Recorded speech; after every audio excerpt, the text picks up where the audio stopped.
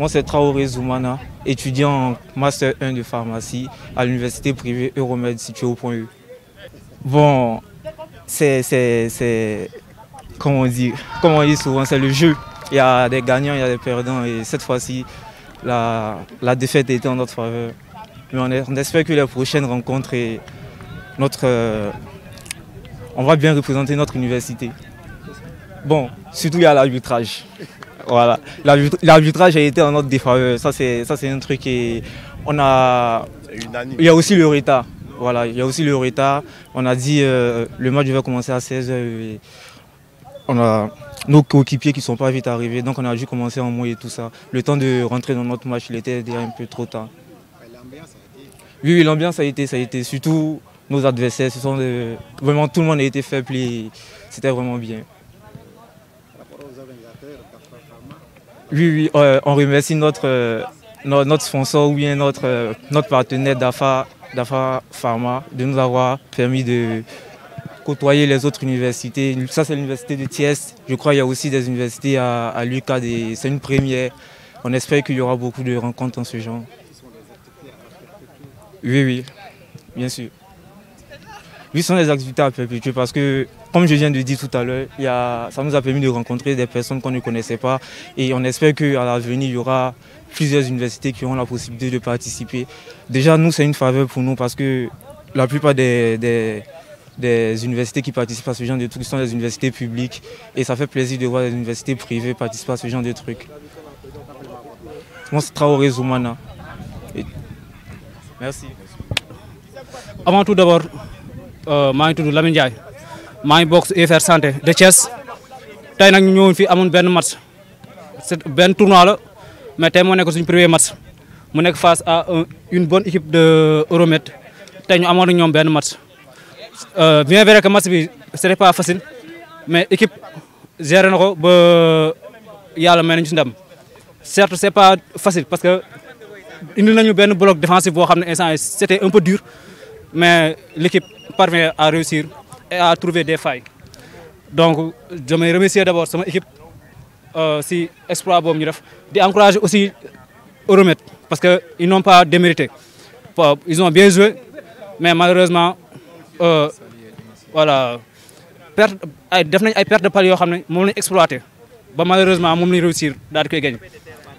ñu ngi remercier DAFRA Pharmacie initiative bi nga xam ne jël nañ ko parce que au moins permettre na yenn étudiants yi ñu xamante ba pare ñuy côtoyante te tey gën nañu may instant yi parce que gën a créer cohésion entre les universités.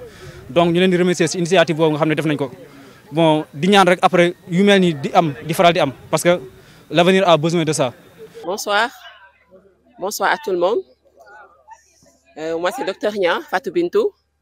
Je suis la représentante de DAFRA Pharma au Sénégal. C'est un grand plaisir pour nous aujourd'hui de participer à ces finales qu'on a eu à sponsoriser totalement, le tournoi de foot, donc en travaillant avec l'association des étudiants en pharmacie du Sénégal. Donc, cette collaboration est due dans le cadre de la célébration des 25 ans de DAFRA. Vous savez que DAFRA Pharma a 25 ans cette année. Donc de 1997 à 2022. Donc dans le cadre de la célébration des 25 ans d'AFRA, on a décidé d'accompagner nos partenaires et nos futurs partenaires. Je pense que vous en faites partie. Donc ce tournoi de foot, depuis quelques semaines, on a eu à les dérouler avec des matchs, demi-finales puis finale. Et là, on est à la finale, donc à la fin du tournoi. Nous tenons à féliciter toutes les deux équipes parce qu'arriver à la finale, ce n'est pas évident. Quand on est à la finale, cela veut dire qu'on est bon. Donc, félicitations à toutes les deux équipes, l'équipe gagnante comme l'équipe perdante. Donc, nous vous félicitons énormément. Et rappelez que DAFRA Pharma, c'est un laboratoire belge qui produit des produits de qualité à moindre coût. Donc, ce sont des produits qui sont fabriqués aux normes les plus strictes européennes. Voilà, vous dire aussi que les produits de DAFRA, vous serez en pharmacie, donc en conseil, ce sont des produits très intéressants que vous pouvez conseiller en pharmacie. Voilà, merci beaucoup.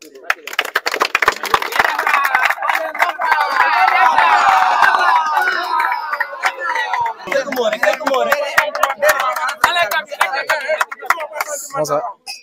C'est un grand plaisir de participer à ces tournois organisés par l'AEP Sénégal en collaboration avec DAFRA Pharm qui fête ses 25 ans. C'était un match agréable, on a bien joué et on nous a battus au tir au but. Félicitations à l'équipe adverse.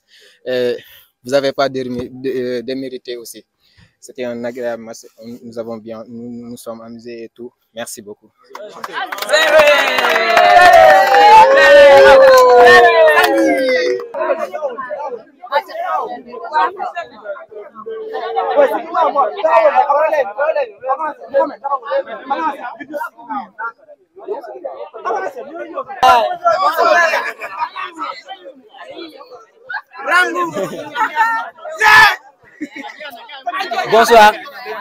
Bonsoir chers camarades pharmaciens et médecins.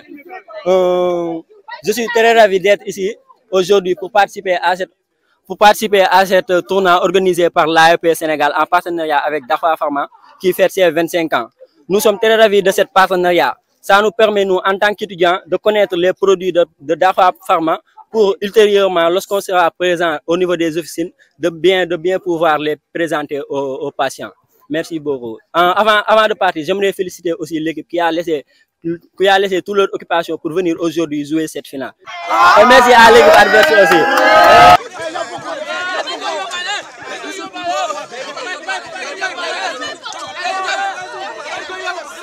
5, 4, 3, 2,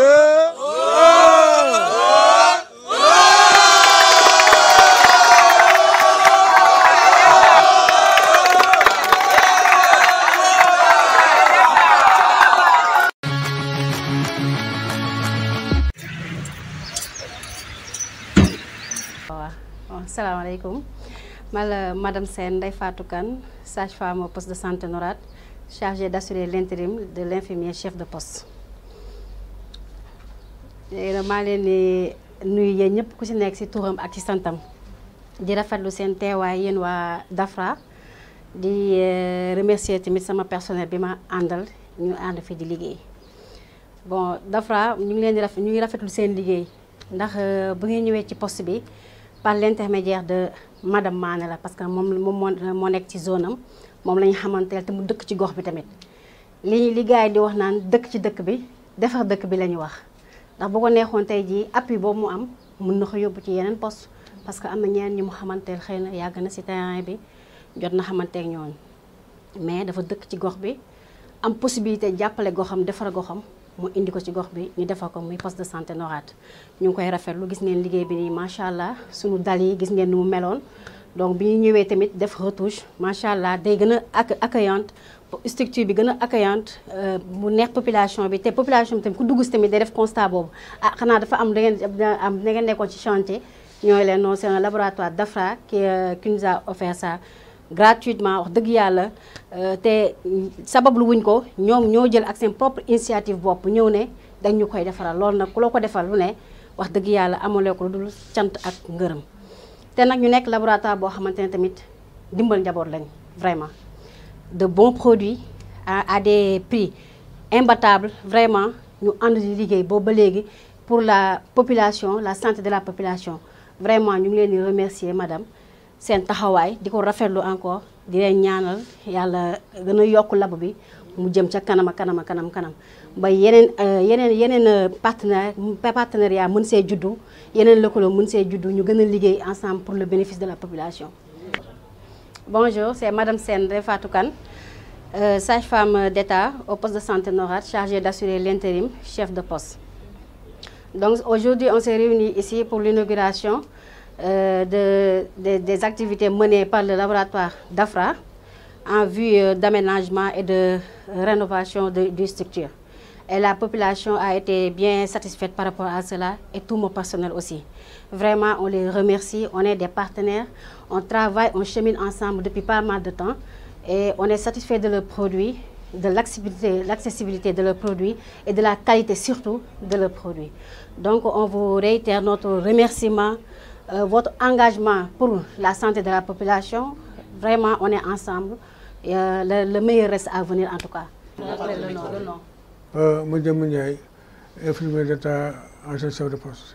J'ai décroché depuis 2012, mais actuellement je suis à NORAD Comme je dis toujours, j'ai été agréablement surpris parce que c'est un acte que je n'ai jamais vu pour faire par un labo. Ouais. D'ailleurs, man dama xëy si ñëw gis ay peinture comme ça j'avais pensé que c'était la mairie. J'avais jamais pensé à un labo. Donc vraiment moo tax man j'ai été agréablement surpris. mënu xalaat ni un labo parce que c'est la première fois, c'est une première. Vraiment loolu laa doon wax la j'étais agréablement surpris. Je vous remercie beaucoup.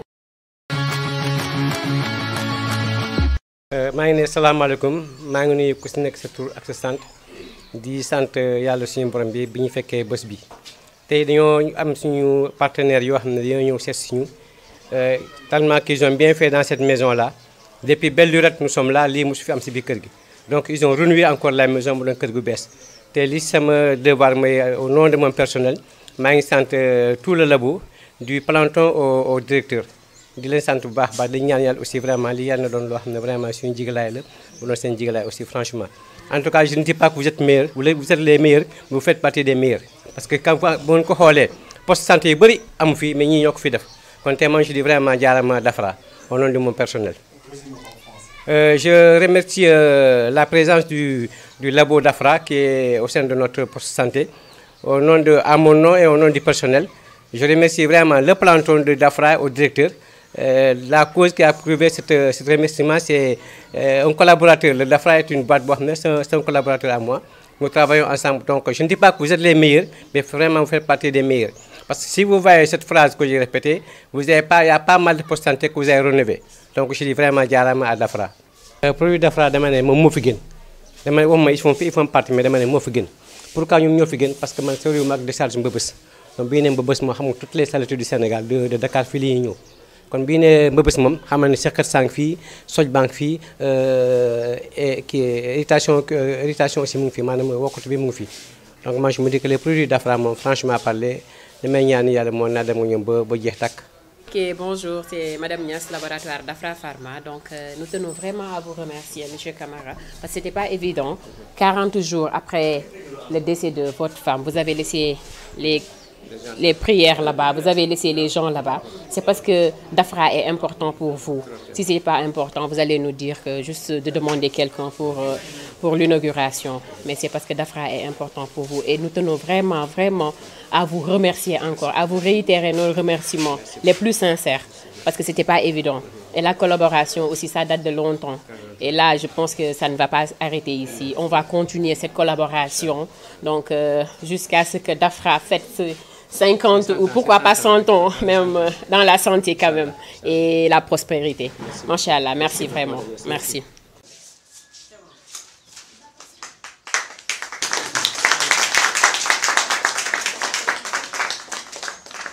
Voilà, bonjour à tout le monde. Je suis Dr Nia Fatou Bintou, je suis la représentante de Dafra Pharma au Sénégal. Alors, Dafra Pharma est un laboratoire belge qui existe depuis 25 ans. Donc, depuis un quart de siècle, nous sommes en train de proposer des solutions de santé aux populations africaines. Voilà, en proposant des produits de qualité à moindre coût. Donc, nous sommes là, donc, comme j'ai dit tantôt, depuis un quart de siècle, proposer des produits de santé à la population. Voilà, nous célébrons nos 25 ans. Donc, c'est dans le cadre de cette célébration des 25 ans qu'on a décidé voilà, d'apporter un soutien à nos partenaires. Je pense que le centre de santé de Malika est un de nos partenaires depuis longtemps. Donc, ça fait longtemps qu'on est partenaire. Donc, aujourd'hui, le choix ne pouvait pas être meilleur que ce centre de santé de Malika. Voilà, Camara étant un partenaire, étant quelqu'un qui nous soutient beaucoup sur tous les produits Dafra de manière générale. Il adopte les produits de manière générale. Donc, le choix ne pourrait pas être meilleur que ce centre. Voilà, donc nous vous remercions de l'accueil que vous nous avez réservé. Tout le personnel est là. Donc, nous vous remercions pour ça. Et nous vous remercions également pour l'accompagnement que vous nous donnez en prescrivant les produits de Dafra. Mais aussi, nous sollicitons encore une fois votre soutien parce que nous avons des challenges à relever quotidiennement et mensuellement.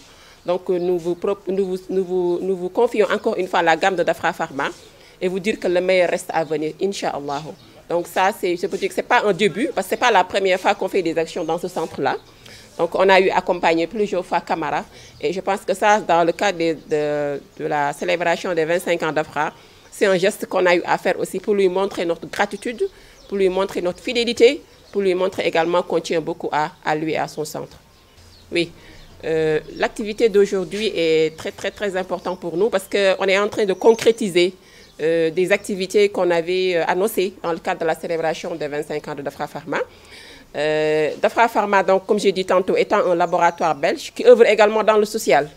Parce que non seulement nous proposons des produits de qualité à la population africaine, mais également nous tenons au confort, au bien-être de la population africaine. Et je pense que ce centre-là, on espère bien que le fait qu'on l'a réfectionné va vous permettre de mieux faire votre travail afin de mieux satisfaire la population. Voilà les perspectives pour la célébration des 25 ans de Dafra. On a fait une randonnée pédestre qui a été une réussite totale. On est en train de faire des tournois de foot avec les étudiants en pharmacie et le personnel de santé. Et maintenant, on est en train de réfectionner, d'inaugurer des centres qui ont été réfectionnés dans la banlieue. Donc, on a sélectionné certains centres à qui on a aidé à vraiment réfectionner la structure pour le bien-être du personnel, mais également pour le bien-être de la population. Et il y a aussi des statuts d'Hippocrate et un enseigne lumineux qu'on va offrir également aux différents hôpitaux et universités. Voilà. Oui, il y aura aussi une soirée pour le personnel de Dafra, parce qu'aujourd'hui, je pense que si la structure est 25 ans, c'est parce qu'il y a une équipe dynamique qui est derrière. Donc, on va également les gâter en faisant une soirée en famille et qu'on fera ce vendredi d'ailleurs pour vraiment féliciter, encourager et remercier l'équipe de Dafra Sénégal. Merci beaucoup.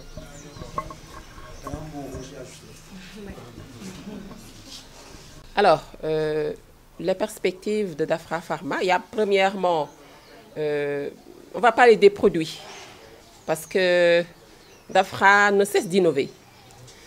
Chaque année, on lance des produits très intéressants et innovants qui n'ont jamais existé en Afrique. Donc, l'innovation est également notre slogan, la référence de l'excellence. Comme nous avons notre slogan, c'est Dafra Pharma, la référence de l'excellence. Donc, on est excellent un peu partout. On est en train de lancer de nouvelles molécules, alors qui sont très intéressantes pour la population africaine et à de moindres coûts. Voilà. Et il y a plein de molécules également qui sont en cours de lancement au niveau de l'Afrique, au niveau du Sénégal. Et nous demandons encore une fois les structures sanitaires, les partenaires de pouvoir adopter les produits de Dafra Pharma qui seront déjà une arme pour eux. Parce que je pense qu'un prescripteur, son arme, ce sont les produits qu'il prescrive. Voilà, donc si on a de bonnes armes, c'est sûr qu'on va gagner le combat d'avance. Donc nous vous confions encore une fois les produits de Dafra, les nouveaux comme les anciens, voilà, qui sont présents sur le marché sénégalais.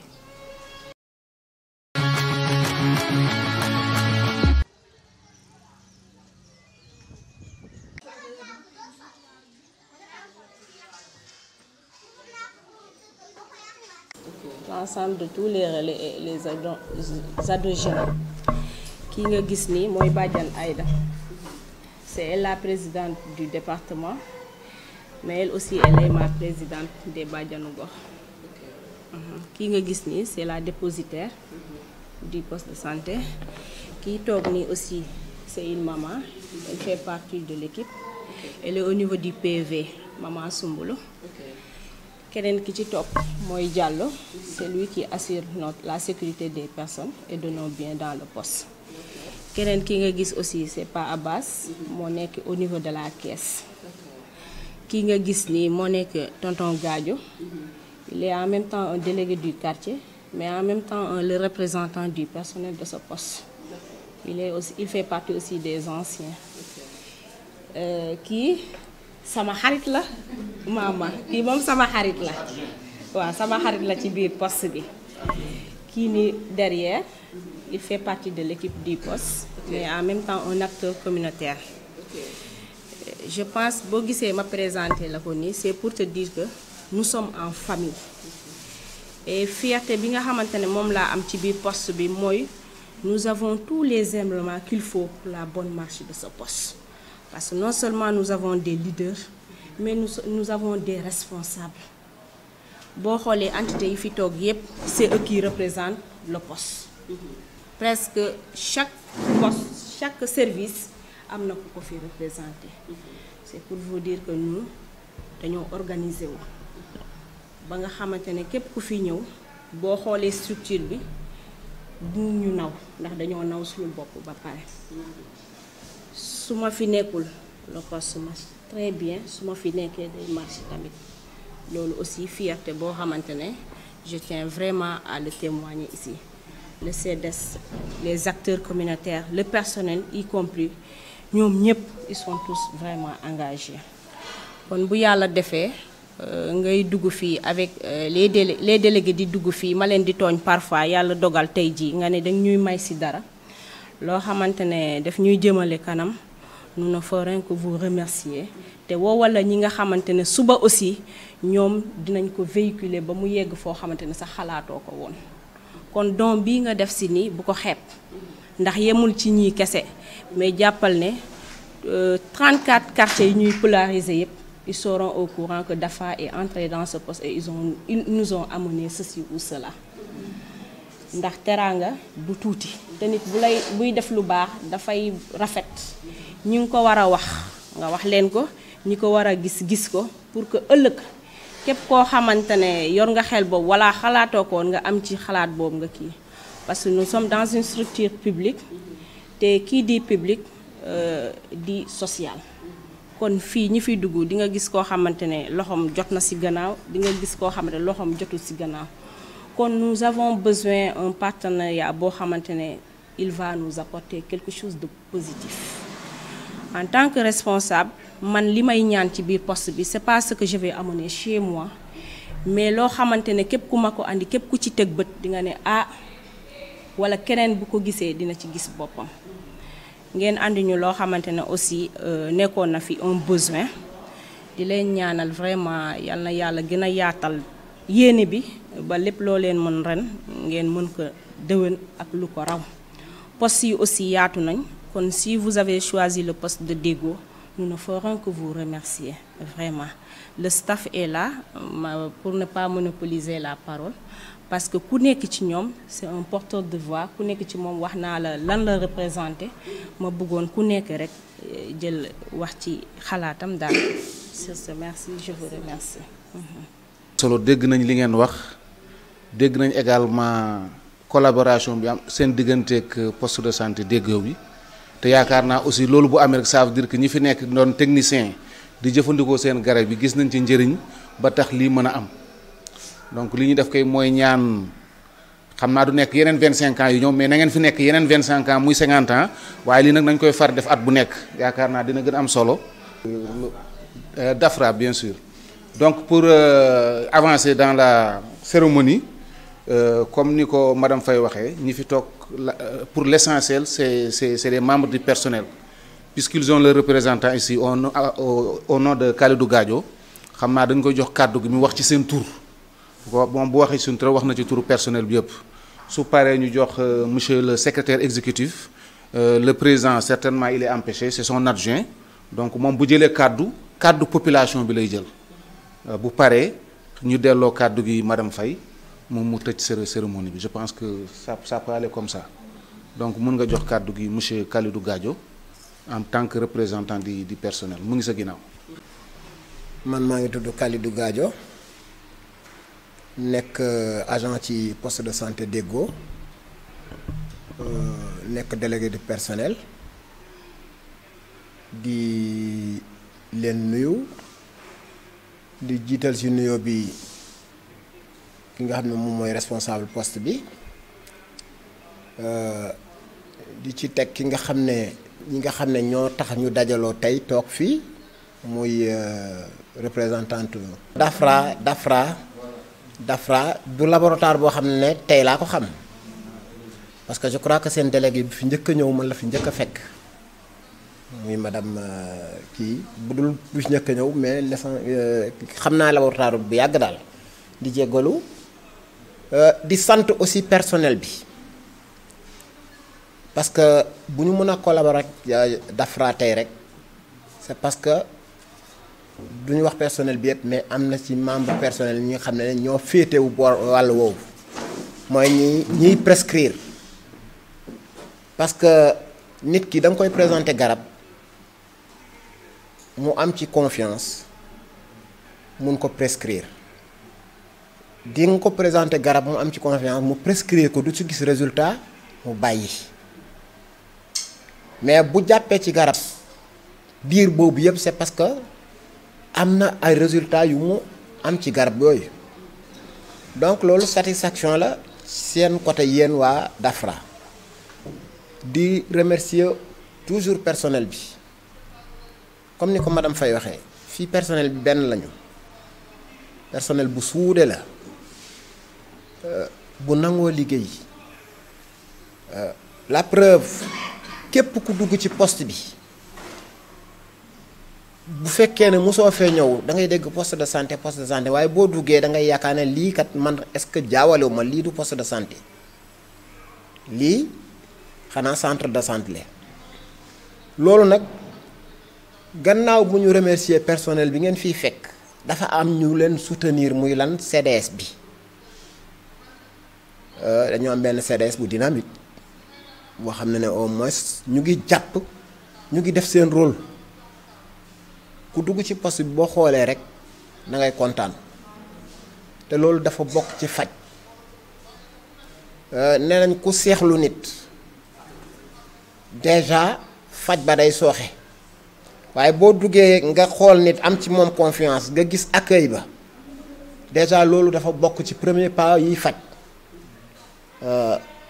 pour que ñu bañ a guddal damay féliciter ñëpp di féliciter DAFRA parce que jàppale bi ñuy jàppale nii dafa nekk jàppale boo xam ne da ngeen jàppale personnel bi waaye da ngeen jàppale askan wi population bi ngeen di jàppale fii nag population bu jara jàppale lañu parce que c'est vrai ñu ngi ci biir Ndakaaru ñu ngi tey ci biir Dakar waaye xaw nañu nekk benn population bu xaw a enclavé wu tuuti di am yenn jafe-jafe yi bu lépp motalewu rek population bi day obligé dem fu sori pour faju ji waaye yàlla baax na ba ñu amee centre bu mel nii am ay partenaires yu mel ni yéen ñoo xam ne yéen a ngi ciy jàpp dañuy sant ñëpp di sant di gërëm di leen wax jaajëf di leen souhaiter beaucoup de réussite ci seen li ngeen di def parce que seen réussite mooy suñu réussite ku lay jàppale da ngay ñaan yàlla moom it muy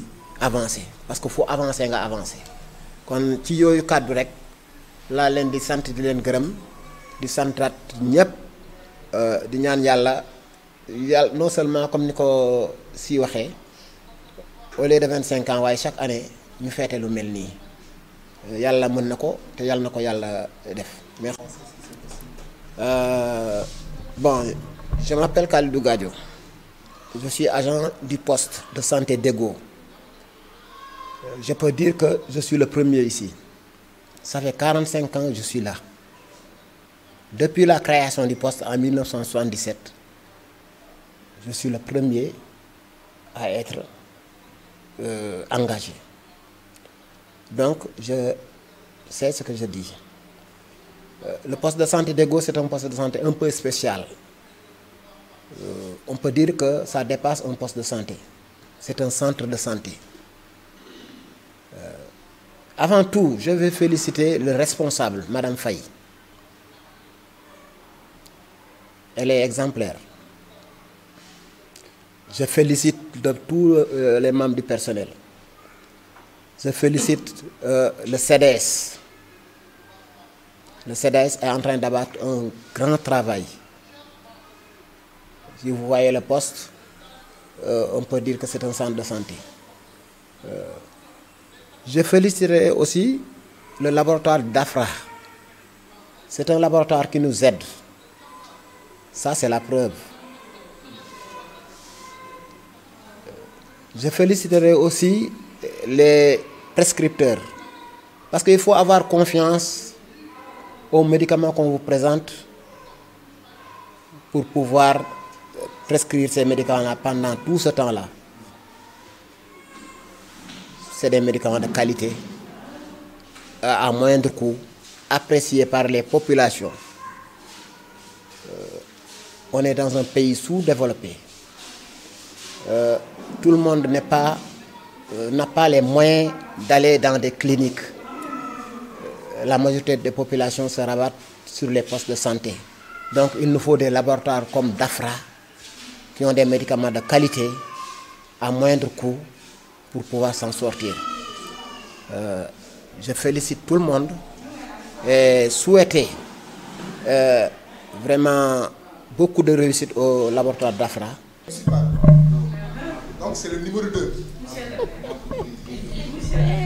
Assalamu alaikum wa rahmatullah. maa ngi nuyu jotaay bi yëpp di nuyu ñëpp commencé ci CP bi ba ci suuf bàyyiwuma kenn nag si boo joxoon Omar Dia kàddu gi bàyyi ma sax damay interrompre activité bi parce que man maay coordinatrice parité au niveau de Djiddah Thiaroye Kaw nommée par la ville de Dakar ak ville de Pikine. kon en parité je suis la coordinatrice de la commune de Djiddah Thiaroye Kaw ñuy xeex ci droits humains ak yelleef li jigéen am yëpp nañ ko ko jox te tey dama kontaan parce que la directrice devant moi est femme et je suis très féministe je suis très féministe te ñun loolu dañ koy xeex léegi fu parité amul rek xam ngeen ci dara yéen ñëpp ku yóbboo fu waay ne ngay respecter parité bi ñuy delloo jigéen ñi pour ñu mën a am nag seen autonomisation plein macha allah loolu xam naa da ngeen ciy d'accord ak man te dama kontaan parce que ICP bi tam femme la macha allah staff bi ci biir ay femme ci ëpp loolu moom kontaan na su njuumte daan am daal na femme yi di ëpp góor ñi macha allah loolu dama ko ci doon brosser rek pour tooñ ko macha allah di rafetlu nag tey jotaay bi di santaar yàlla di remercier.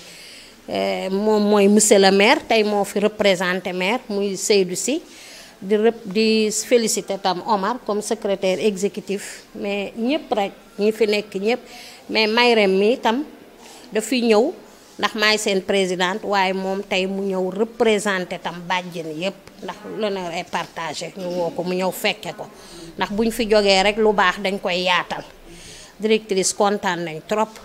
waaye madame Faye damay wax rek ne uude nu mu lay gisee rek noonu la lay ëwale ñuy gërëm agent DAFRA yi ñu fiy ñëw yar bi ñu fiy duggee ak teggin bi ndax yenn saa yi ñu ñëw dugg fi fekk ñu fi ñu toog te yar lañ fiy duggee ak teggin ba dox li ñuy dox dem mais ñu fekk fi nag ku yaru chef de poste boo xam ne macha allah fii nag ku nekk jaar na fi waaye moom it macha allah moo gaaw ñu gaaw daal ñëwam daal xam nga luñ ciy wax yeex nañ koon jot ci moom.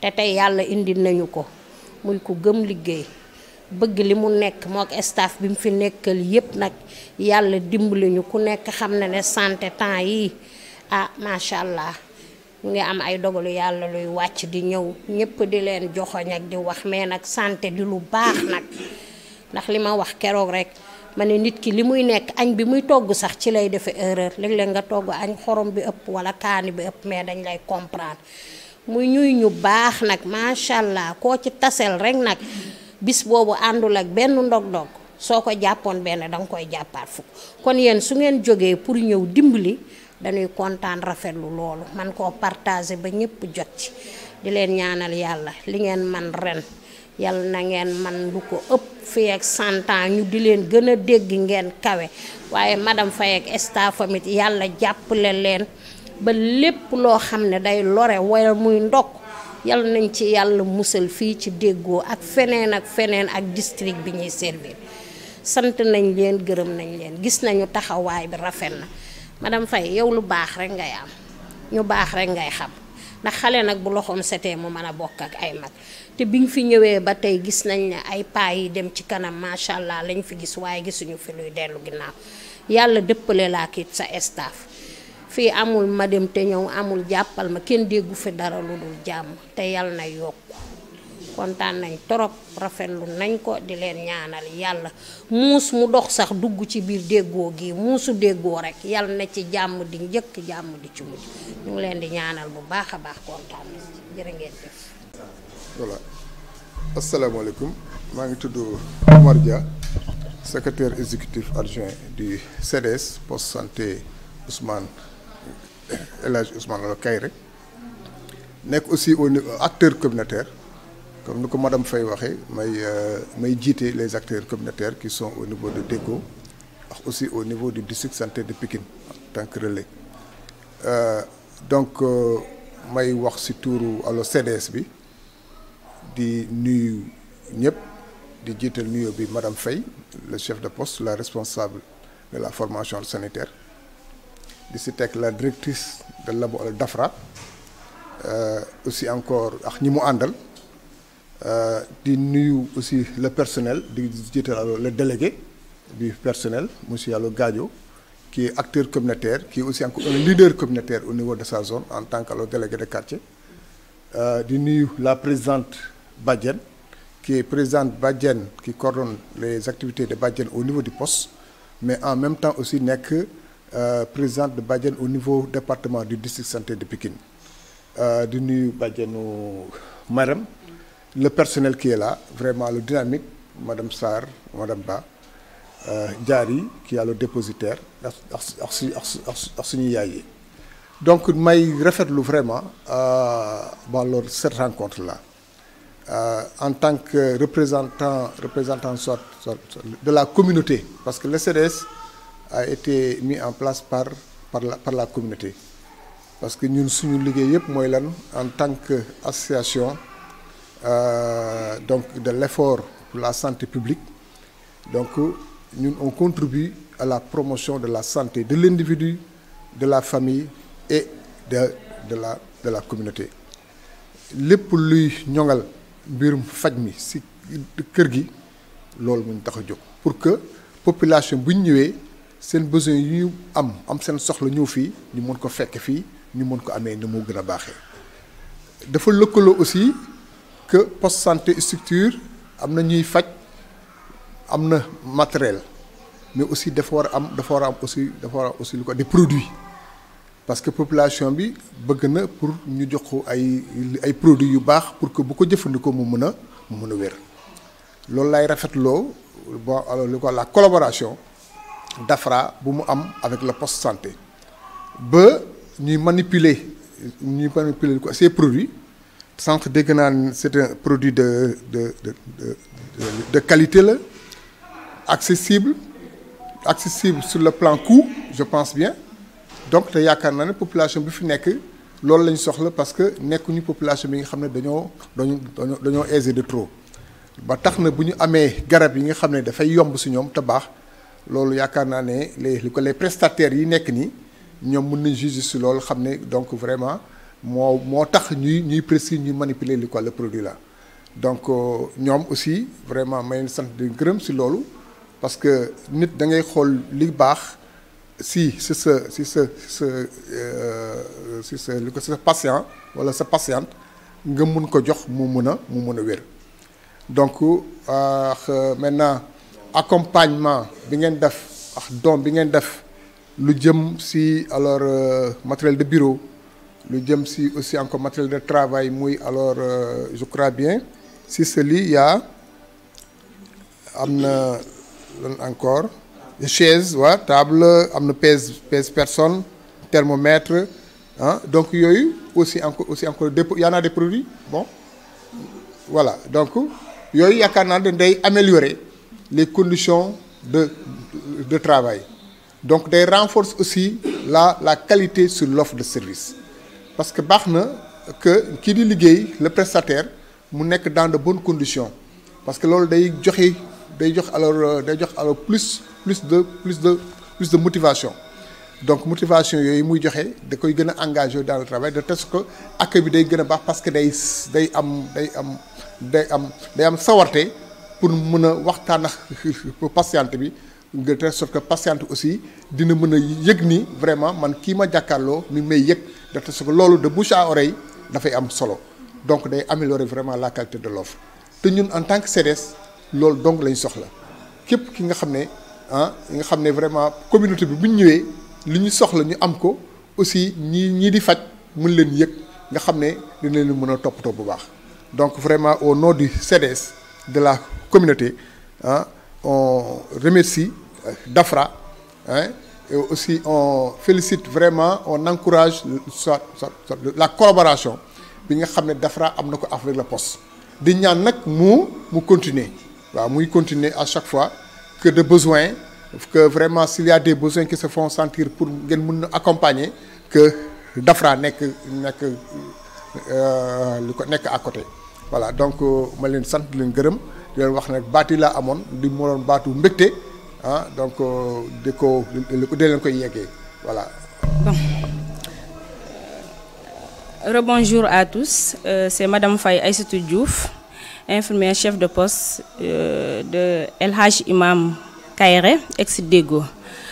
Bon, nous venons de recevoir un lot important de matériel médical, à savoir des accessoires, mais également du matériel bureautique de la part de DAFRA Pharma. Et sur ce, nous remercions Madame la directrice, à son nom, Dr Nia, mais également remercier ses délégués par rapport à leur engagement.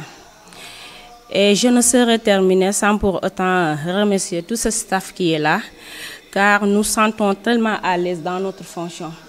Et vous dire que, Madame la directrice, nous avons un staff tellement engagé, en commençant par le CDS de ce poste, mais également l'ensemble du personnel prestataire qui gravite autour de nous. De même, nous remercions l'ensemble de tous les acteurs qui nous aident dans la prise en charge de nos indicateurs, à savoir les Badjanougo, représentés ici par Madame la Grande Badjan, que je suis habituée à dire tout le temps, Madame Aïda Diouf. Également, remercier le coordinateur qui est là à son nom, M. Dia. Remercier aussi l'ensemble de tous les ados jeunes, mais également les Nidjaïgor. Parce que nous sommes en santé publique. Et qui dit santé publique, on ne peut pas aller de l'avant sans pour autant parler de ce personnel-là qui est si important, qui nous entoure.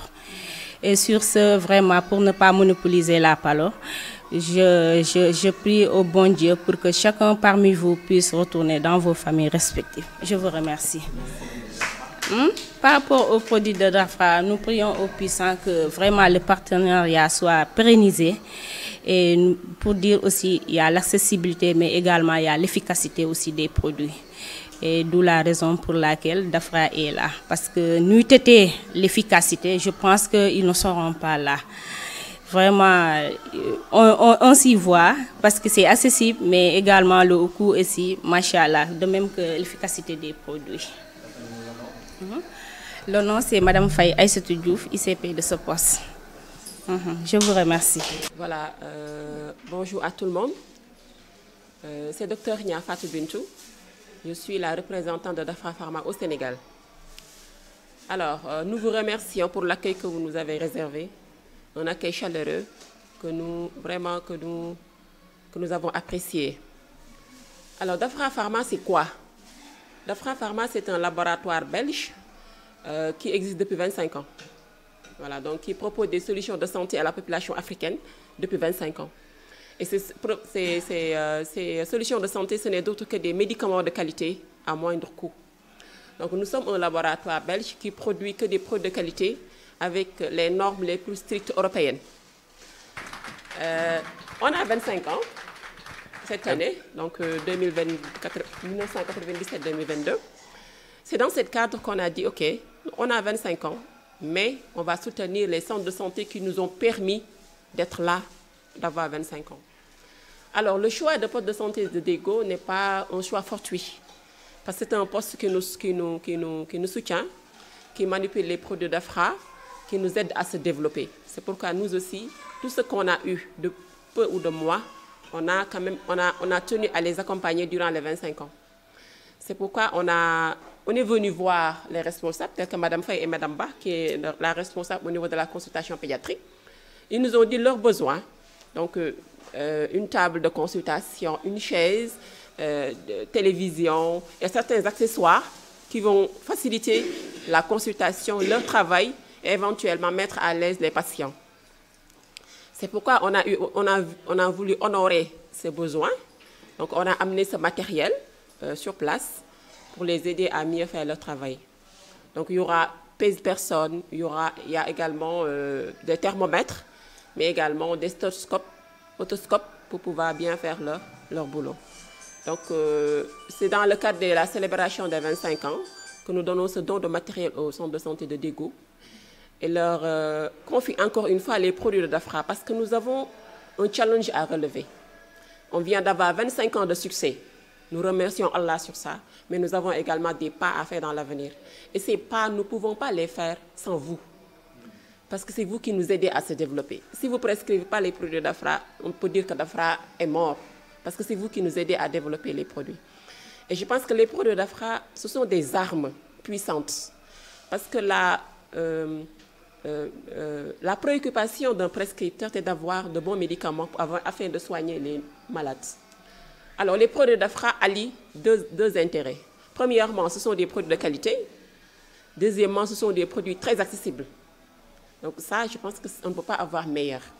Donc nous vous confions encore une fois ces produits qui sont vos produits et pour vous dire que aussi le meilleur reste à venir. Parce que là, c'est un geste qu'on a fait. Et on va perpétuer ce geste-là, Inch'Allah. Donc c'est ce que j'avais à dire en tant que représentant du laboratoire. Je vous remercie de votre aimable attention. Merci.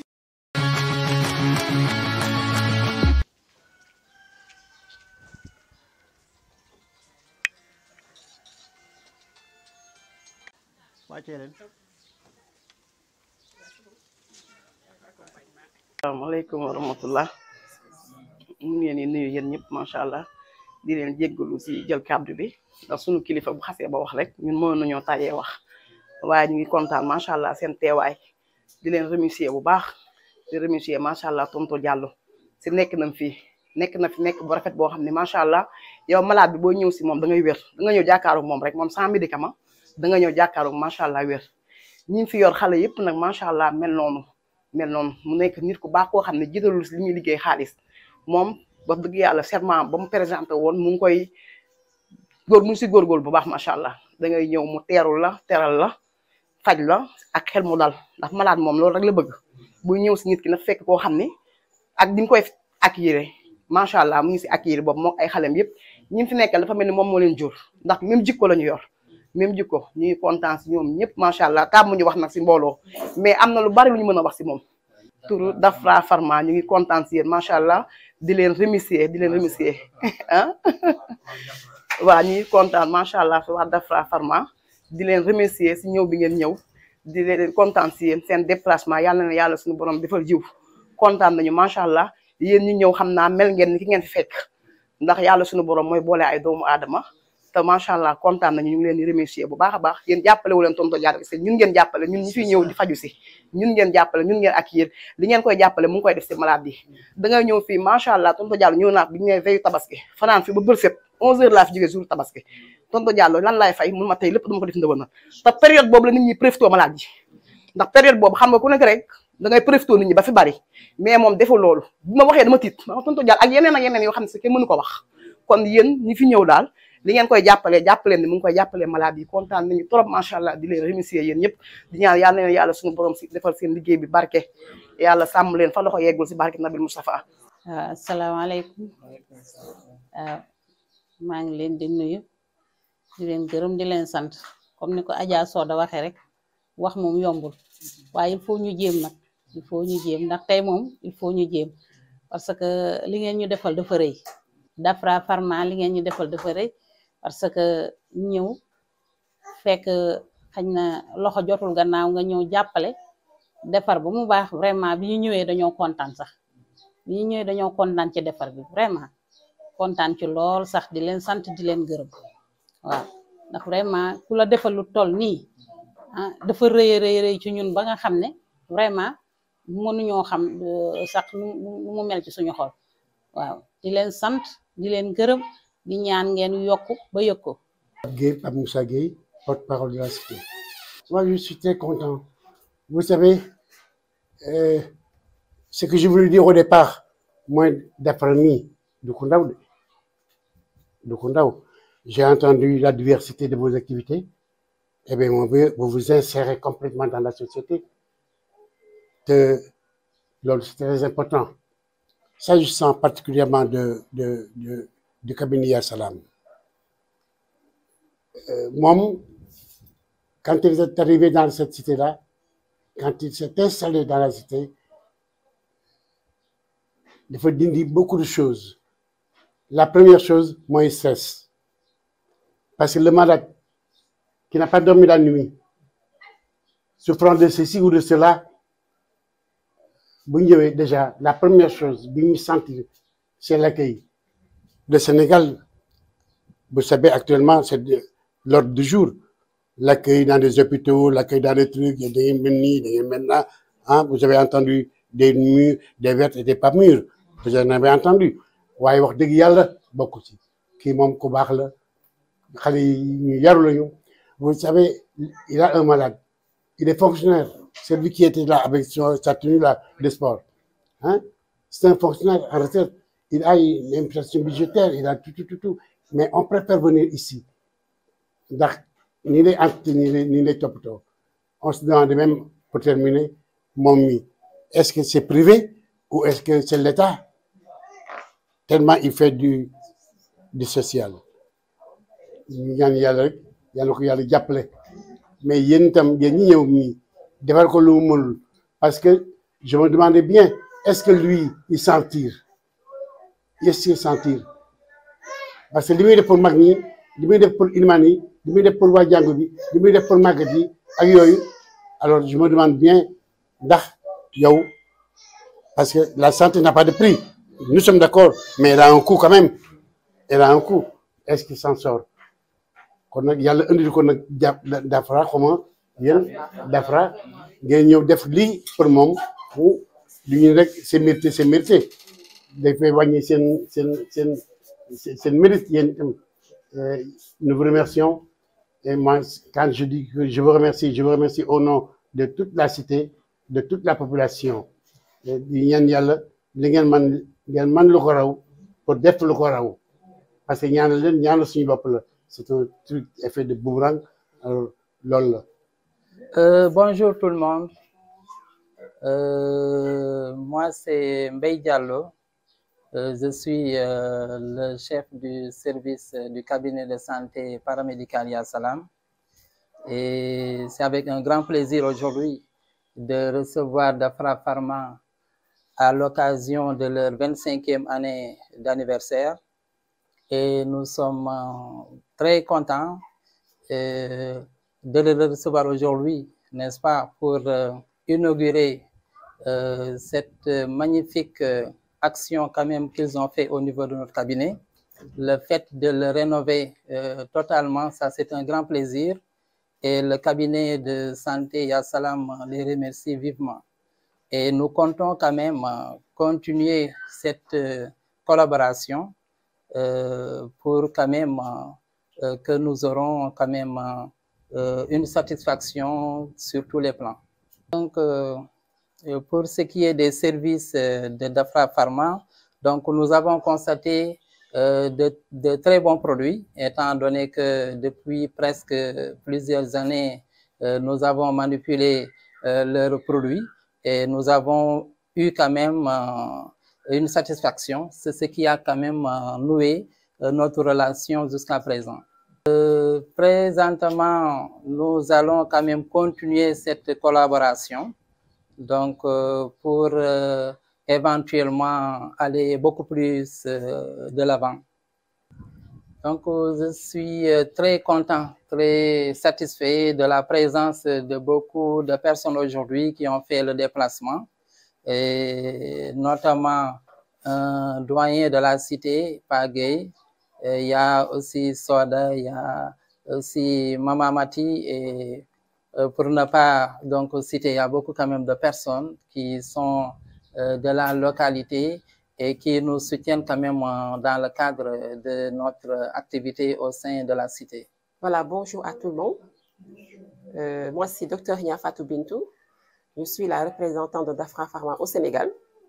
Alors, Dafra Pharma, c'est un laboratoire belge qui utilise une licence suisse, donc qui propose des solutions à la population africaine depuis 25 ans. Voilà, donc nous venons d'avoir un quart de siècle dans le domaine de la santé. Et ces 25 ans, nous les fêtons avec nos partenaires. Parce que, en dehors d'être un laboratoire pharmaceutique qui propose des produits de qualité, nous accompagnons également nos partenaires. Et je pense que le centre de santé de Kounoune Ya Salam est un de nos partenaires depuis très, très longtemps. C'est pourquoi, lors de la célébration de ces 25 ans, on a choisi des centres pour les réfectionner, pour les aider quand même à être dans de meilleurs cadres. C'est pourquoi on a initié cette réflexion vraiment du centre de Ya Salam, toujours dans le but de la célébration des 25 ans de DAFRA. Voilà, donc Diallo, nous tenons à vous remercier pour le soutien que vous nous apportez, voilà, pour votre fidélité, mais également nous vous confions encore une fois les produits de DAFRA parce que nous, on a des challenges tous les jours à relever, on a des défis à relever. Voilà, donc nous vous confions encore une fois les produits de DAFRA. Je pense que les produits de DAFRA, les adopter, ne peut être qu'une bonne chose pour un prescripteur. Parce que je pense que chaque prescripteur, ce qu'il cherche, c'est avoir de bonnes armes. Et les bonnes armes, ce sont les bons médicaments. Donc un laboratoire comme DAFRA qui propose des produits de qualité à moindre coût, avec une gamme très large, ça peut n'être que bénéfique pour le prospect. Donc nous vous confions encore une fois les produits de DAFRA. Donc, dans le cadre de la célébration toujours des 25 ans, nous avons eu à faire des activités telles que la randonnée pédestre, voilà, qu'on a fait avec une grande réussite. Nous sommes en train également de faire des tournois de foot avec les étudiants et les personnels de santé. Et nous avons inauguré aujourd'hui pas mal de structures partenaires qui nous ont beaucoup soutenus, voilà, à l'image de Kounoune. Et nous projetons également faire une soirée de gala pour le personnel, pour les remercier et les féliciter pour leur soutien afin que DAFRA puisse avoir 25 ans aujourd'hui. Et nous allons également faire d'autres activités, à savoir des statues d'Hippocrate dans les universités en région, mais également des enseignes lumineuses dans les hôpitaux également en région. Donc pour dire que les activités de la célébration des 25 ans DAFRA, ce sont des activités globales que nous faisons afin de mieux faire connaître DAFRA premièrement et deuxièmement de se lancer dans les œuvres sociales. Merci beaucoup. Bonsoir, je remercie le bon Dieu qui par sa grâce et sa miséricorde m'accorde un grand plaisir aujourd'hui de m'adresser à vous pendant cette soirée. Je vous souhaite très cordialement la bienvenue à l'occasion de la célébration des 25 ans de DAFRA Pharma International. Nous avons réuni toute la force de vente de DAFRA Sénégal avec leurs familles. En plus des moyens considérables que notre direction met à notre disposition, cet événement constitue l'aboutissement d'un travail collectif, je dirais même de la famille de DAFRA Pharma dans son ensemble. Donc DAFRA Pharma est né, DAFRA Pharma est né en 1997 en Belgique. Et DAFRA Pharma Sénégal a contribué à la réussite de ces sociétés qui fêtent ses 25 ans. C'est l'occasion donc pour moi aujourd'hui de remercier d'abord cette force vive que constitue l'équipe de DAFRA Pharma Sénégal, une équipe jeune, dynamique et responsable, qui de nuit comme de jour n'a ménagé aucun effort pour atteindre les objectifs assignés. Ces remerciements s'adressent particulièrement à vous, ici présents, dévoués, engagés et professionnels, sincères également, continuant à croire à nos capacités et à un avenir prometteur. Vous qui abandonnez vos familles tous les instants dans le seul but de booster nos capacités et de relever les défis en vue de l'atteinte des objectifs qui nous sont assignés. Mais aussi nos remerciements à ceux qui étaient parmi nous et qui nous ont quittés pour d'autres opportunités. Parce que ce sont des gens qui ont participé à la réussite de cette entreprise. Nos remerciements aux institutions sanitaires et étatiques, nos partenaires et personnes particulières qui nous soutiennent de près comme de loin et dont nous renouvelons notre confiance et leur demandons aussi à continuer à nous faire confiance. Distingués invités, permettez-moi de formuler les vœux et de remerciements les plus sincères au nom de toute l'équipe de DAFRA Pharma Sénégal, à l'endroit de nos familles respectives et plus particulièrement de nos époux, épouses ainsi que nos enfants. Vous n'êtes pas sans savoir que les dispositions et conditions à prendre pour l'atteinte des objectifs à travers nos réunions, nos missions et travail sur le terrain sont très complexes et difficiles et nous privent parfois d'une vie familiale. N'eût été l'accompagnement et le soutien et la compréhension de nos époux et épouses, l'atteinte de ces objectifs serait, à mon avis, très compromis. Un grand merci à vous, la famille. Pour terminer, je suis convaincue que grâce à l'esprit d'ouverture, d'engagement, de professionnalisme et de coopération dont vous faites montre à travers nos différentes discussions et sur le terrain, Dafra Pharma Sénégal connaîtra le plein succès vis-à-vis de nos objectifs fondamentaux qui se résument tout simplement à l'essor de notre métier et de nos activités vis-à-vis de nos concurrents que nous respectons aussi. Continuons donc à nourrir cet esprit d'équipe et de famille qui constitue notre force et notre ciment pour un lendemain meilleur. Merci de votre aimable attention. Je vous souhaite une très bonne soirée. Voilà, merci beaucoup à Dr Fatou Bintou Niang pour ces messages et ces compliments envers la force de vente. Donc, sans plus tarder, nous allons passer aussi à l'intervention aussi des délégués. Donc, chaque délégué aura 2 à 3 minutes pour parler aussi.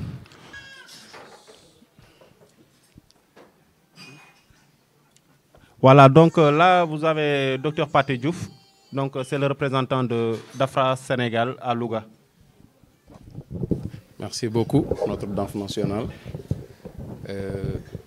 Madame la représentante des laboratoires Dafra Pharma, Dr Niang Fatou Bintou, chers conjoints et conjointes du personnel de Dafra Pharma, chers membres de la famille, chers collègues.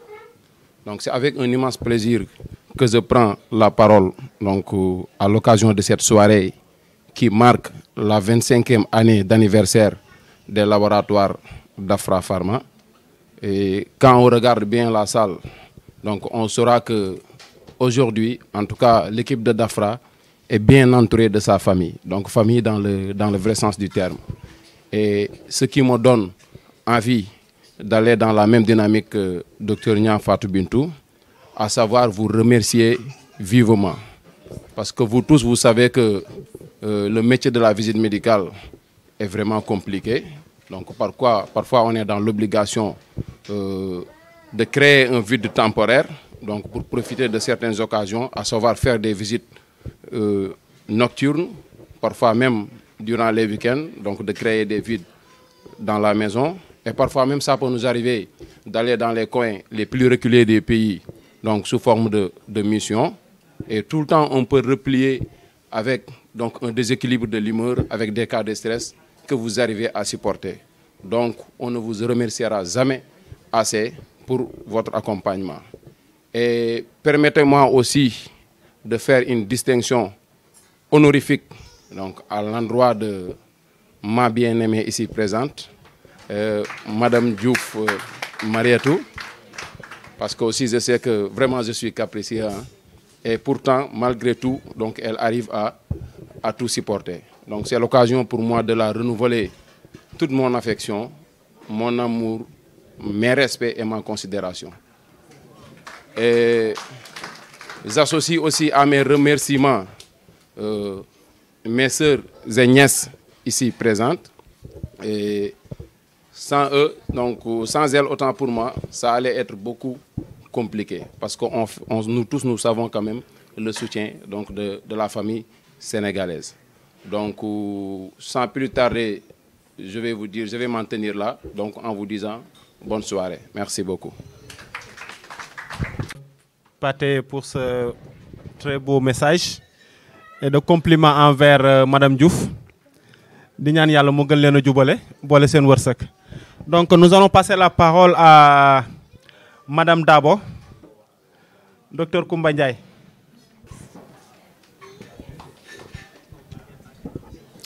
Donc bonsoir à tous.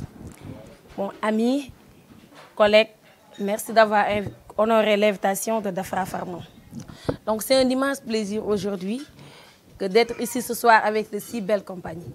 Merci beaucoup. Donc merci beaucoup aussi à ma famille.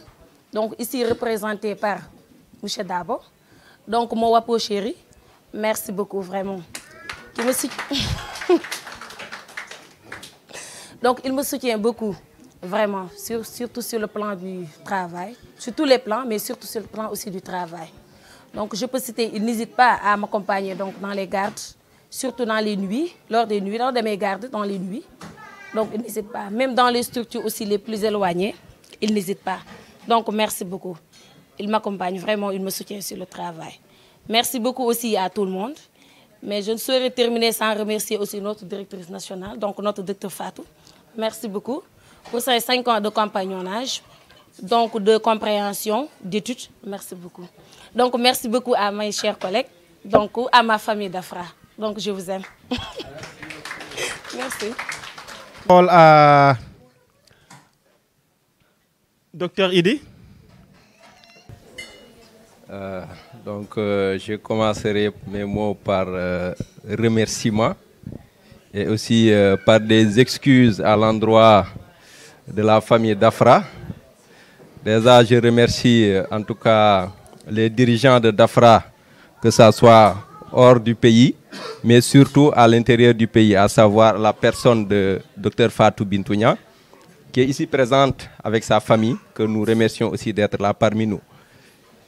Quand on parle aussi de dirigeants, donc on pense aussi à ceux qui l'épaulent dans cette tâche-là, dans ce travail-là, comme la personne de DANF, le DANF national qui vient de me donner la parole, Lamine, et aussi Pathé Diouf. Donc nous vous remercions et nous nous excusons également parce que ce n'est pas facile. Notre métier est parfois taché aussi d'un travail administratif et nous sommes parfois un peu en rade, parfois on nous bouscule pour atteindre, en tout cas pour faire ce travail-là. Donc nous vous excusons et nous vous remercions aussi pour votre compréhension par rapport à cela. Donc je pense que Teranga ou même Ubuntu donc, peut résumer la famille d'Afra. Donc qu'on est ici tous réunis, di muy góor ak jigéen mag ak ndaw pour verser un peu en wolof. Donc di leen remercier en tout cas yéen ñi fi teew ñëpp avec votre famille.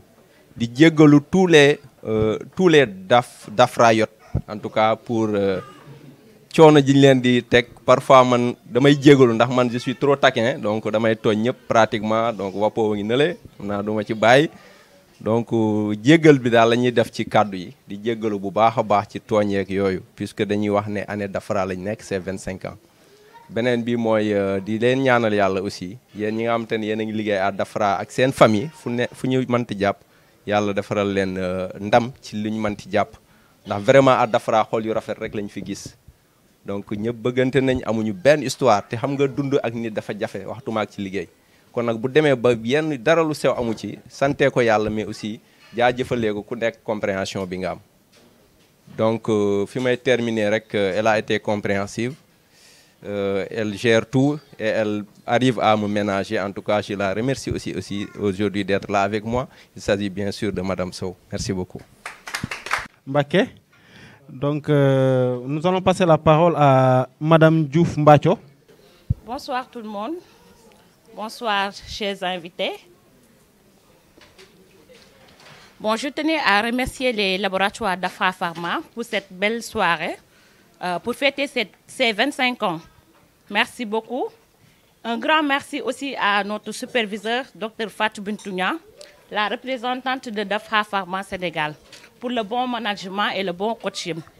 On vous remercie, docteur, vivement. Et un grand merci aussi à notre cher mari, plus particulièrement à M. Diouf, qui m'aide vraiment. Sans toi, le travail serait très difficile pour moi. Mais Machallah. Il m'arrive souvent, sous mes garde, il m'accompagne. Tout cela pour me faciliter le travail. Merci beaucoup et que la fête soit belle. Merci. di la ñaanal yow it yàlla gën leen a jubale boole seen wërsëg Nous allons passer la parole à notre ami et frère Niass de Kaolack. Bonsoir tout le monde. Bonsoir aux collègues. Bonsoir à Dr Fatou Bintou Niang, la représentante de Dafra Pharma au niveau du Sénégal. Bonsoir à toute la force de vente de Dafra Pharma et leur famille. Bon, man maa ngi Dafra il y a juste 1 an, mais wax dëgg li ma gis fii mbégte la parce que il y a une cohésion d'équipe. J'ai eu à faire d'autres labos, mais li ma gis Dafra vraiment damay ñaan mu continuer. Nous sommes une équipe. Comme Pathé wax na ko sànq, ànd nag parfois du ñàkk ñu laalante. Moo tax may demander pardon à tous les délégués de Dafra Pharma. Di renouveler aussi sama engagement au niveau de Dafra. Di ñaan yàlla objectif yi nga xam ne moom lu ñu assimiler le Sénégal yàlla suturaal ñu atteindre ko. Di remercier encore une fois tous les collègues. Di remercier Dr Fatou Bintou Niang pour le coaching. Di ñaan yàlla mu defal ndam Dafra Sénégal. Merci beaucoup. Donc, Madame Mané. Bonsoir tout le monde. Bonsoir chers collègues. Bonsoir Dr Fatou.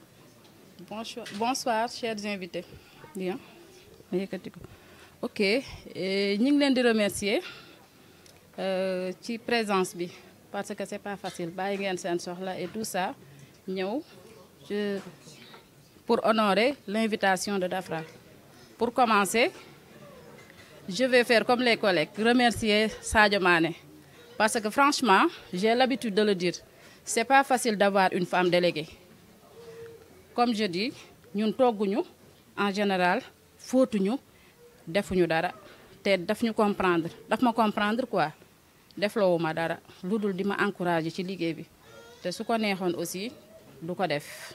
Te su ko bañoon aussi du ma ko def. Donc remercier di remercier samay collègues. Waaw, parce que Dafra, c'est une famille. Nous sommes comme des cousins et des cousines. Di ñaan nos 25 ans bi ñu féete waat yeneen 25 ans yu bari ensemble kenn bañ a manqué. Dafra yokku ci kaw ci kanam inchallah. Monsieur Ibrahima Alassane Dramé. Salam alaikum. Donc bonsoir tout le monde. Bonsoir chers collègues. Donc moi c'est Ibrahima Dramé, donc représentant d'Dafra au niveau de la banlieue lointaine. Donc aujourd'hui avec ces 25 ans de Dafra, donc je tenais à remercier tout le monde, donc de par leur disponibilité, mais aussi par l'esprit d'équipe. Donc aussi je tenais aussi à remercier particulièrement notre directrice Dr Fatou Bintou Niang, donc qui nous épaule jour et nuit. Donc c'est pour vous dire à nos partenaires que nous ne sommes pas des fonctionnaires. Donc amuñu heure liggéey. Donc le matin ba guddi amuñu heure liggéey. Donc des fois day metti, mais eux ils nous soutiennent, ils nous comprennent. Donc c'était juste pour dire un grand merci à nos partenaires, donc particulièrement à ma femme, Madame Sodeley. Donc un grand merci à elle. Okay, merci. Merci beaucoup à Dramé et à sa famille. Donc nous passons la parole à Madame Kébé. Docteur Fatou, voilà, c'est Madame Kébé. Je fais partie des dernières venues à Dafra. Ça fait juste 1 an, 3 mois, je peux dire. Mais sachez que je me sens bien comme ma famille. On dirait que je les ai connus depuis des années, alors que ça fait juste des mois. Voilà. Ils m'ont bien accueilli et je suis à l'aise. Voilà. Si vous me voyez, même vous croyez que je fais partie des aînés de Dafra. Je suis la dernière venue. Voilà, tout simplement parce que nous avons un superviseur qui manage bien son équipe et aussi une équipe très bien et très aimable. Voilà, merci beaucoup pour vraiment la cohésion entre nous, les délégués. Voilà, tout cela, c'est grâce à Dr Fatou aussi. Et aussi, je remercie toute ma famille. Hein. Voilà. Donc, je suis accompagnée par mes sœurs, mon frère. Voilà. Et plus particulièrement, je remercie ma mère. Tout le monde parle de son mari, mais moi, je vais parler de ma mère. Parce que tout simplement, nous avons des enfants, nous sommes des mères de famille. Moi, j'ai des enfants, de tout petits enfants, mais elle s'est occupée de moi jusqu'à maintenant, et maintenant, elle s'occupe de mes enfants. Celle-là, je ne pourrai jamais la remercier assez. Voilà. Et elle est adorable. Voilà. Et nous passons nos journées sur le terrain. Le soir aussi, parfois, on fait des gardes. Là, je remercie mon mari pour les gardes.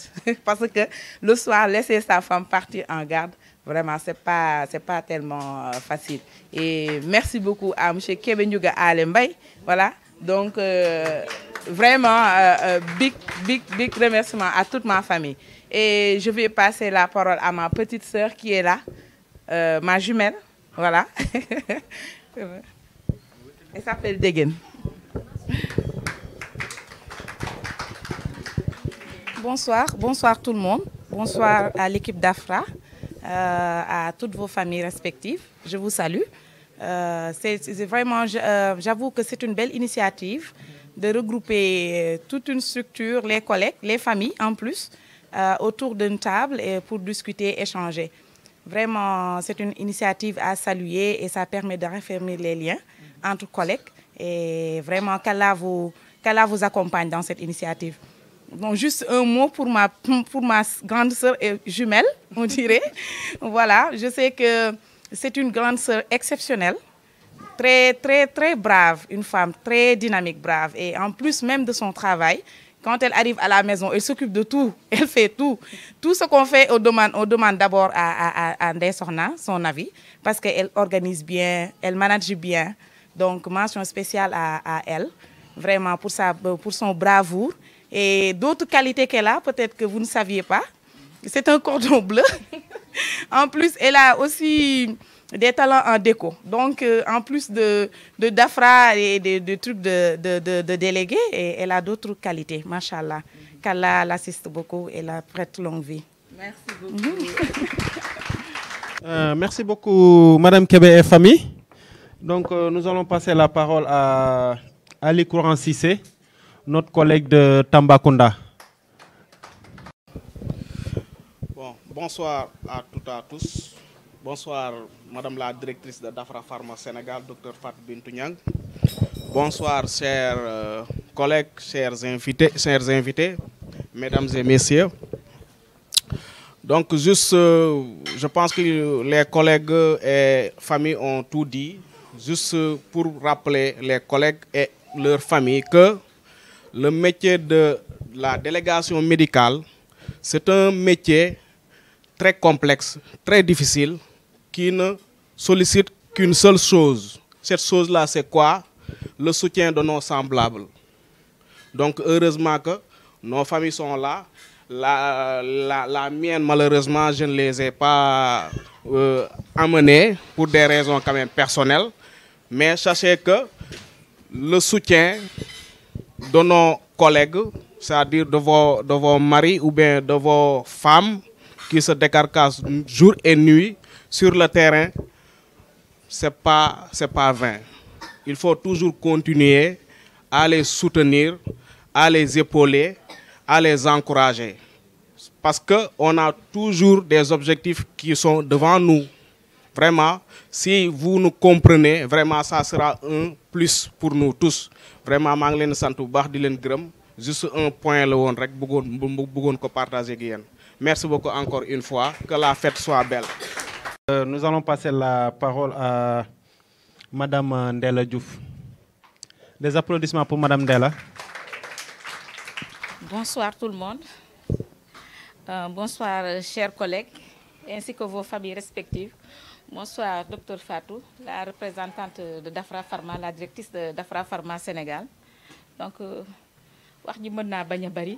Bon, di leen remercier, di sant Yàlla à l'occasion de la célébration des 25 ans de Dafra Pharma et puis du long compagnonnage parce que ñu ngi fiy bëgg a yàgg quand même.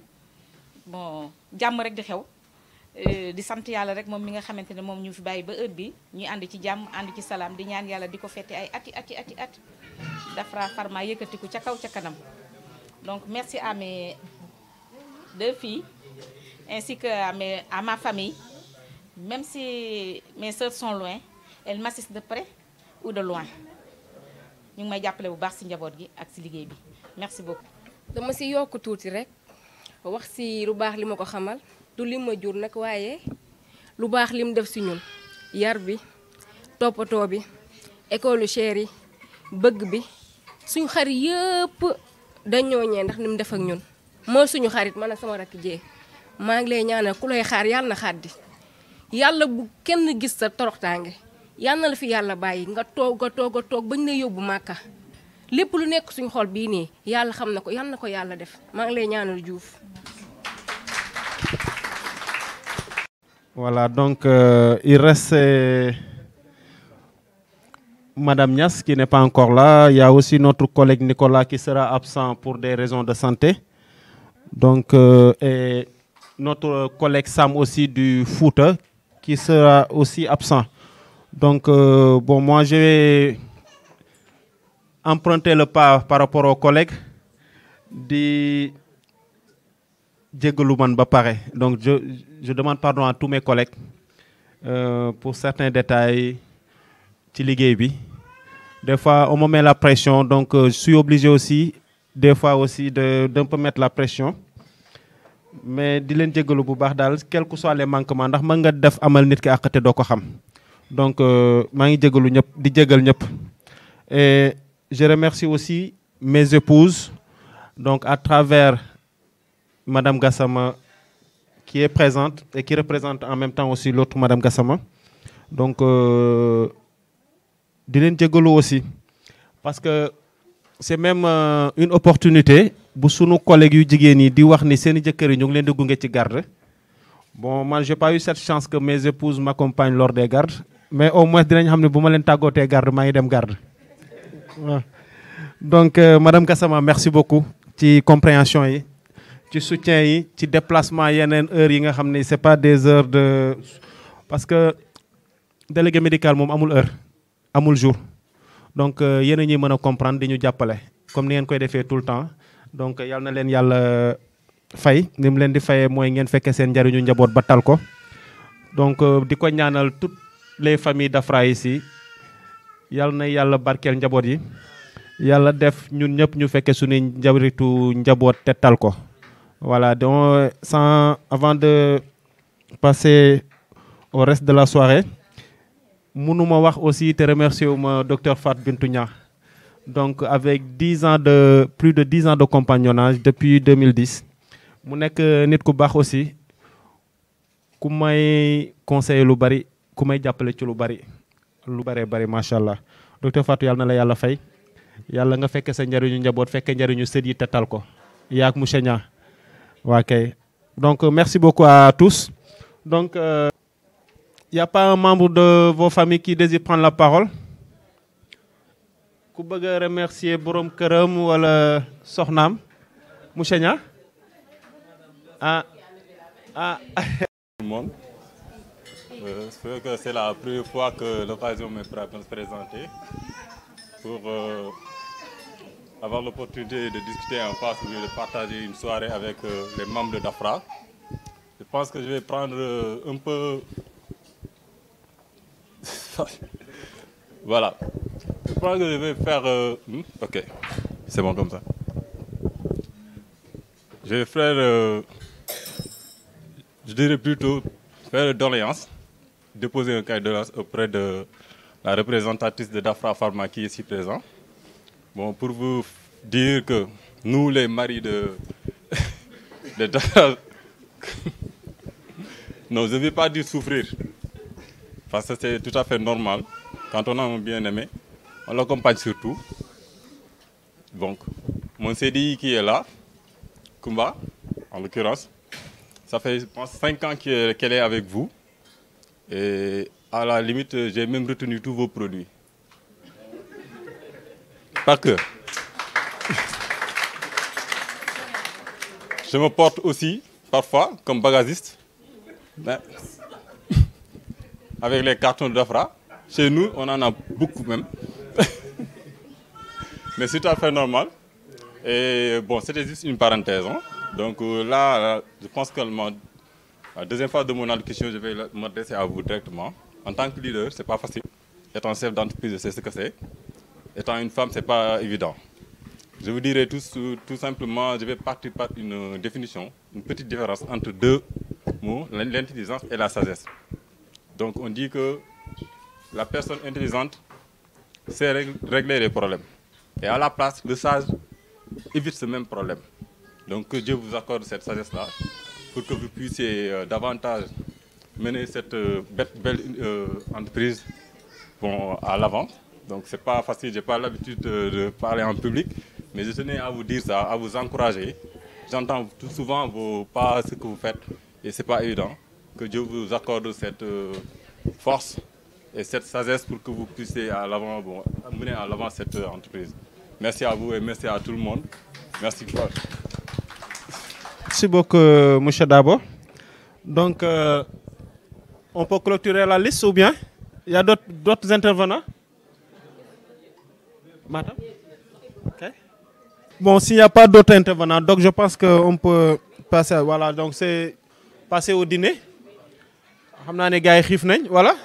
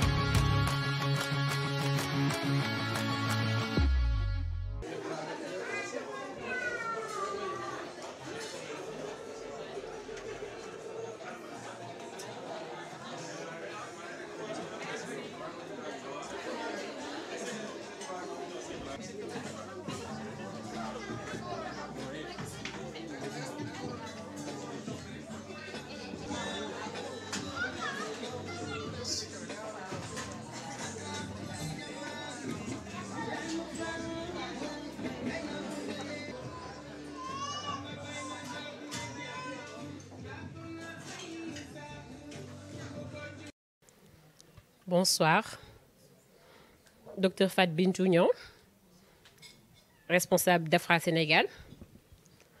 Bonsoir, Dr Pathé Diouf, responsable mission RFC. Bonsoir, Lamine Gassama, responsable partenariat et responsable de l'équipe. Bonjour à bonsoir à toute l'équipe. Bonsoir. Épouse, époux, enfants et sœurs, frères, parce que sans vous, on ne serait pas là. Nous vous remercions, vraiment. Nous vous remercions parce que vous nous laissez travailler à l'aise.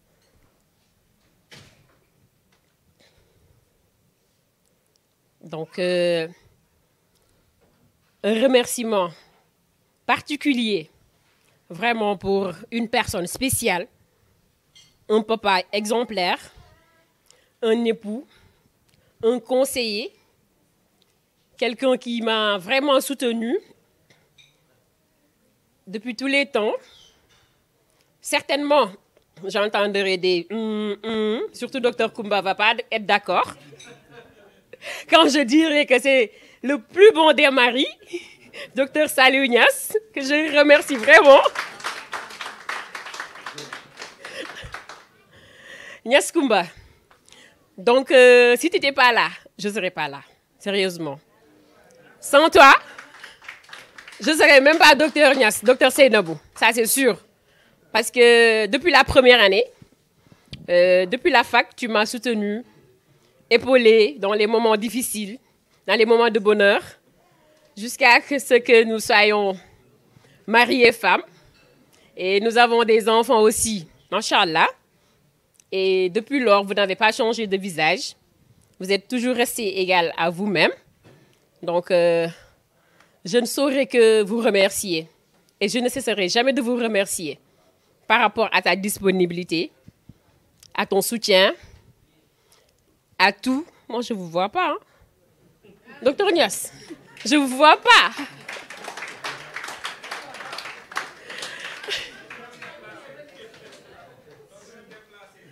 Ah bon, ah oui, oui. Ça me fait plaisir. Ah, ça c'est sûr. Ça c'est sûr. Donc, je lui remercie vivement parce que je sais que sans lui, bon, je ne serais pas là aujourd'hui. C'est sûr.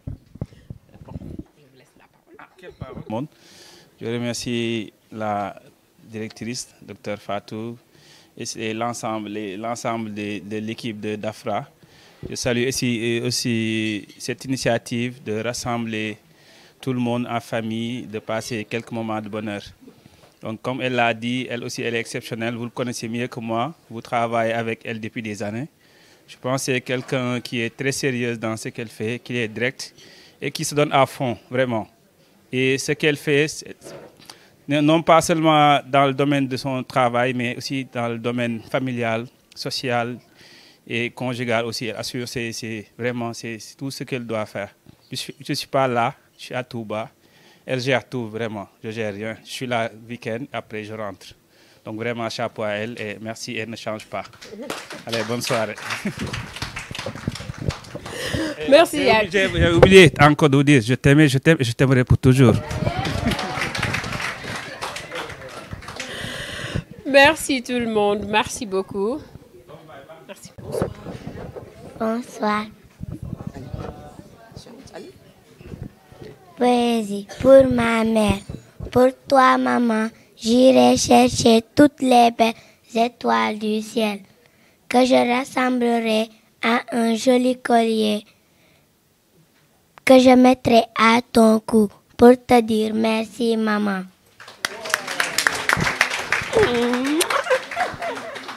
Allez, c'est bon, vas-y. Tu continues. On est pratiquement à la fin de la soirée. Bon, je vais laisser la parole à Dr Pathé Diouf. Donc, DAFRA qui tient à honorer ses délégués qui ont fait 10 ans et plus. Donc, Dr Diouf, vous avez la parole. Merci beaucoup, Lamine. Quand même, on est très heureux de découvrir que, en plus du talent de visiteur médical, donc il y a des poètes à DAFRA. Là, vraiment, on est content de le savoir. Voilà, donc sans plus tarder, comme vous le savez, donc nous savons tous que être VM, donc avec toutes les peines qu'il y a dedans, c'est pas du tout facile. Même le faire en une semaine, c'est vraiment compliqué. Malgré ici à DAFRA, donc il y en a qui l'ont tenu pour une année, il y en a qui ont fait 2 ans, il y en a qui ont fait 3 ans, mais aussi il y a des ténors qui ont fait plus de 10 ans à DAFRA. Donc ces récipiendaires, je vous demande de bien vouloir vous lever pour qu'on fasse un standing ovation aux gens qui ont fait plus de 10 ans à DAFRA Pharma. Donc veuillez vous lever.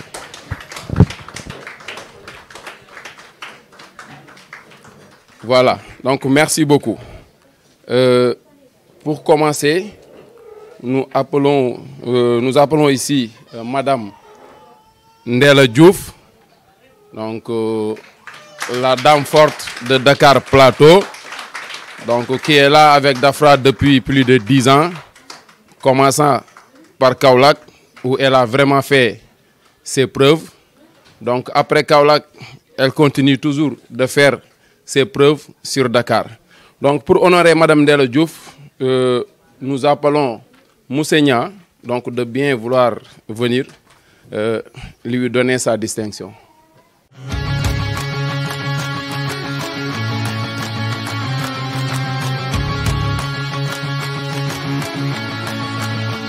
Merci.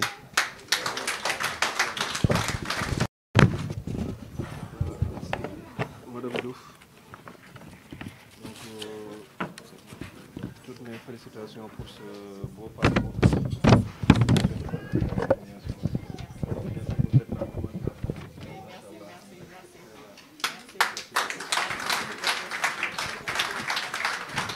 Merci beaucoup.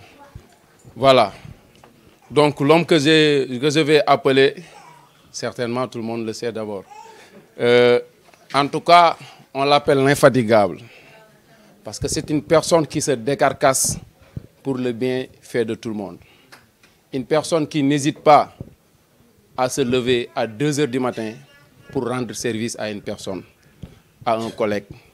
Donc c'est une personne que, sans exception, toute la famille d'Afra remercie, ici au Sénégal, et même toute la supérieure hiérarchique, de par sa disponibilité, en premier lieu, mais aussi de par son savoir-faire et aussi les résultats qu'il apporte à Dafra Pharma. Donc, j'appelle ici Mohamedou Lamine Gassama, l'homme fort de Thiès. Et donc, pour la distinction, j'appelle Moussé Mané, donc, de bien vouloir venir ici pour donner à Gassama la distinction.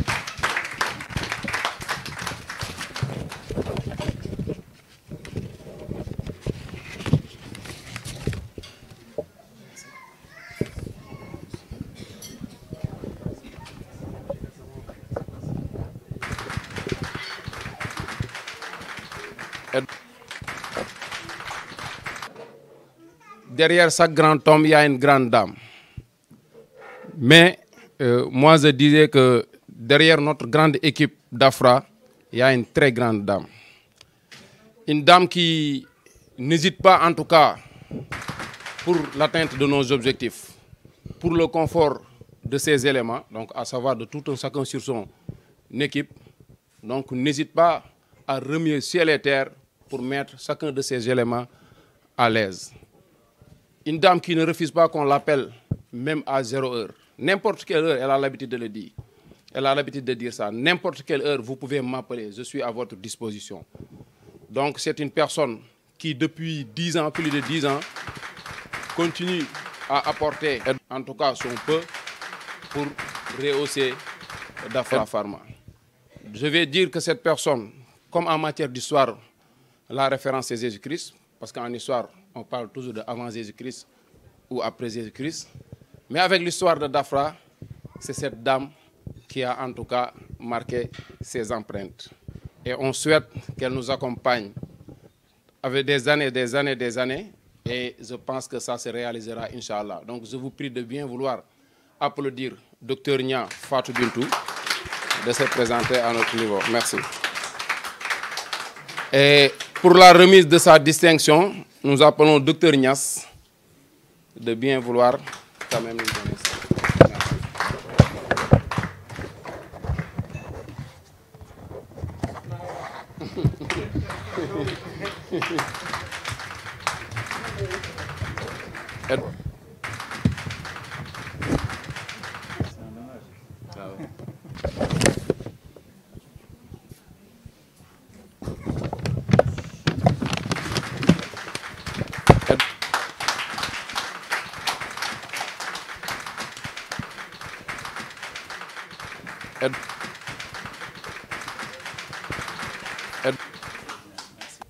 Donc je vous dédie personnellement cette distinction, que c'est votre distinction à vous.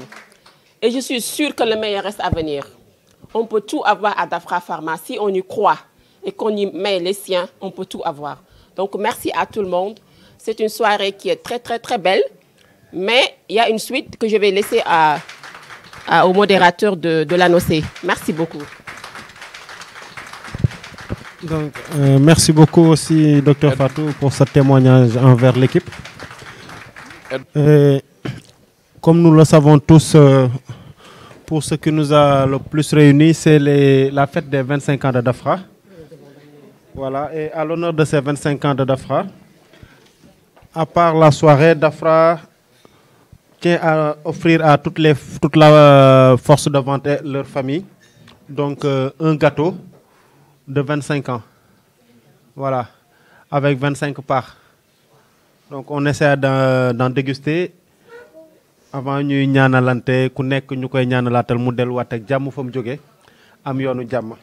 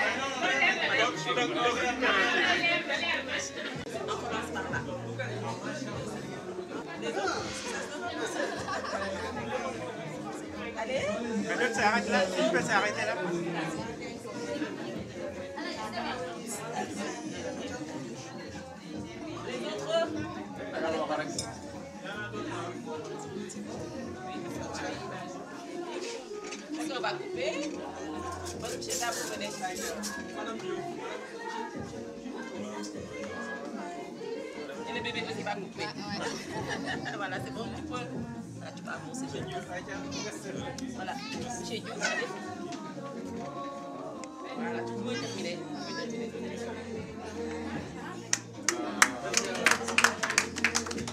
Alors, donc la première.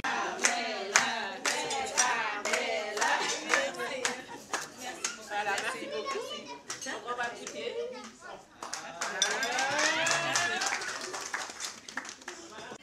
Je prie Allah subhanahu wa ta'ala que chacun rentre dans sa maison en paix.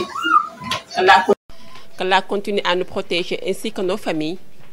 Et je souhaite que ces moments soient pérennisés. Et on se dit à très bientôt, Inch'Allah. Merci beaucoup. Merci. Voilà, on va prendre la photo de famille. Voilà, pour bien clôturer et avoir un souvenir. Merci.